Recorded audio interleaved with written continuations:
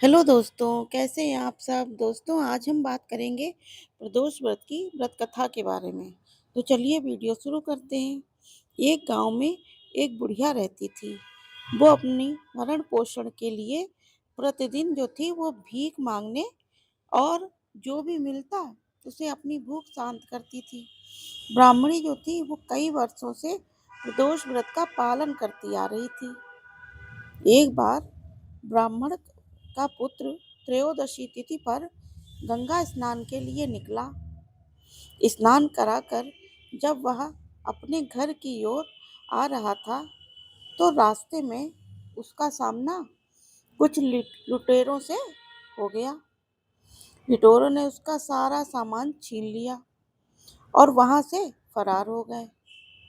कुछ समय बाद वहां के राज्य के कुछ सैनिक वहां पहुंचे और उन्होंने ब्राह्मण के पुत्र को लुटेरों में से एक समझकर राजा के सामने प्रस्तुत कर दिया।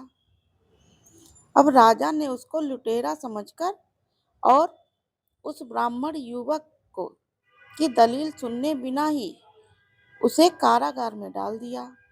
मतलब राजा ने उसकी कोई बात नहीं सुनी। रात्रि के समय राजा को स्वप्न आया कि भगवान शिव आए स्वप्न में ब्राह्मण युवक को मुक्त करने का आदेश देकर अंतर्ध्यान हो गए। अब राजा नींद से उठकर सीधे कारागार पहुंचा और युवक को मुक्त करने का आदेश दे दिया। राजा युवक को साथ लेकर महल में लौटे, जहां राजा ने युवक का सम्मान किया, उसे दान में कुछ मांगने के लिए कहा। तो युवक ने दान के रूप में सिर्फ एक मुट्ठी धान मांगा। राजा जो थे वो उसकी मांग सुनकर हैरान हो गए। राजा ने युवक से प्रश्न किया कि सिर्फ एक मुट्ठी से तुम्हारा क्या भला होगा? एक मुट्ठी धान से तुम्हारा क्या भला होगा? तुम कुछ और भी मांग सकते हो। ऐसा अवसर किसी को भी बार बार नहीं मिलता। युवक ने विनम्रता पूर्वक राजा से कहा कि हे राजन, इस समय यह धान ही मेरे लिए संसार का सबसे अनमोल धन है।